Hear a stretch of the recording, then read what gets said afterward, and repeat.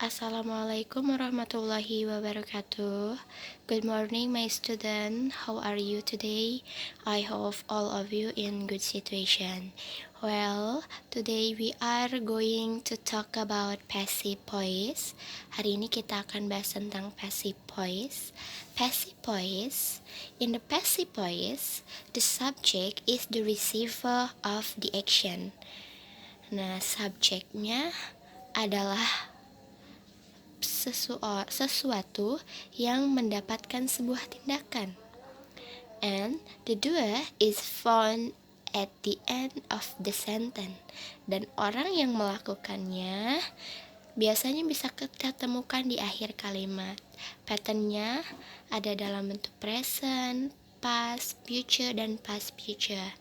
In the present, subject plus to be plus verb 3, past subject plus to be plus verb 3, future subject plus auxiliary plus verb 3, and then past future subject plus auxiliary plus verb 3. In the form of present, dalam bentuk present, subject plus to be yang kita pakai adalah are, am, is karena bentuknya present. Nah, sedangkan to be, are, am, is kita sesuaikan dengan subjeknya. Contoh, the book is singular. We can use is for to be. Kita bisa pakai is sebagai to be-nya. The book is stolen by him. Buku dicuri olehnya. In the form past, subject plus was were sama. Was untuk singular, were untuk plural. The cars were sold by my father. Mobil-mobil telah dijual oleh ayah saya. Nah, itu contoh yang present dan past. And then future, subject plus will plus verb 3. The banana will eaten by me. Pisang akan dimakan oleh saya. Nah, si pisang, si mobil, and si buku itu adalah benda yang mendapatkan receiver of the action atau benda yang mendapatkan perlakuan. Sedangkan him, my father, and me itu adalah orang yang melakukannya dan disimpannya di akhir kalimat. Selanjutnya ada past future. Past future, subject plus would or should plus verb 3. The pen would given by me. Pensil atau bolpen akan diberikan oleh saya. And then the difference between passive and active. In the active voice, the subject is doing the action while the object is the one receiving the action. Nah, this is the form of pattern. Subject, doer, plus verb. Verbnya tergantung dari bentuk tenses. It can be verb 1, verb 2, and verb 3, plus object or receiver. And then passive, the subject is receiver of the action. Nah, kebalikannya dari bentuk active. Nah, di bentuk passive yang tadinya subjeknya adalah doer di aktif, kita rubah jadi receiver. Yang tadinya receiver di objek, lihat perbedaannya, kita tukar aktif subjek sebagai doer, objek sebagai receiver. Sedangkan pasif, subjek sebagai receiver dan objeknya sebagai doer of the action. Nah, itu perbedaannya. Untuk verb, khusus untuk verb in passive form, verb yang digunakan hanyalah verb 3 atau verb 3. Jadi past participle, bukan verb 1, verb 2, tapi hanya verb 3.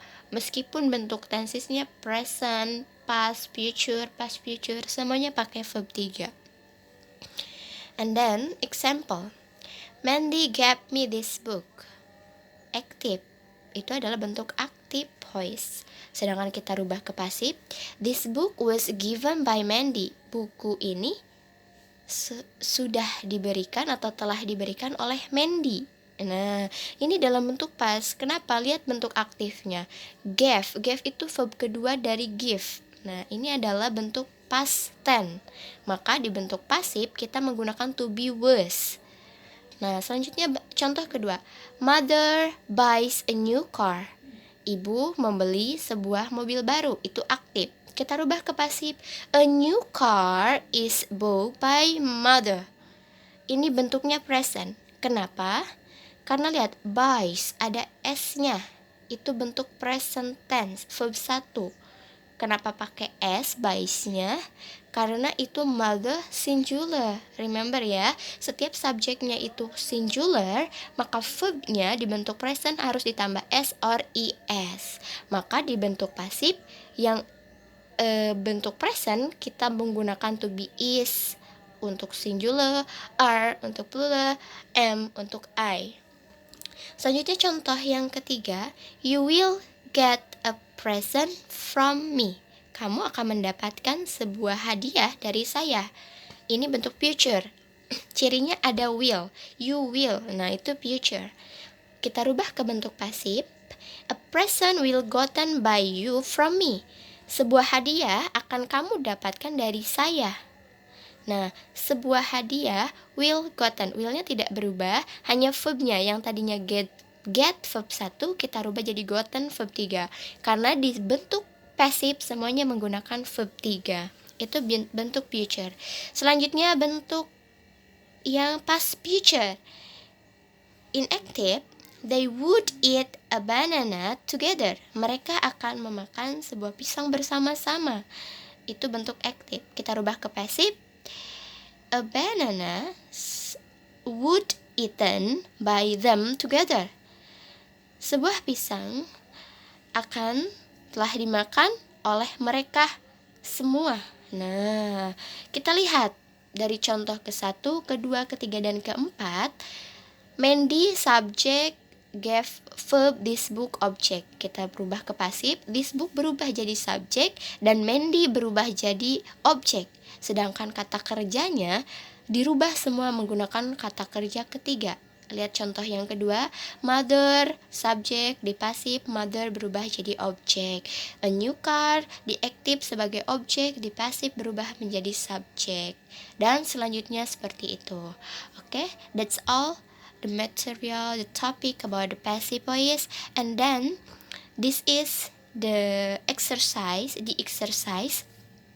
You can try to change the sentences into passive from number 1, number 2, 3, 4, 5, 6, 7, and 8. Okay, thank you for today. Wassalamualaikum warahmatullahi wabarakatuh.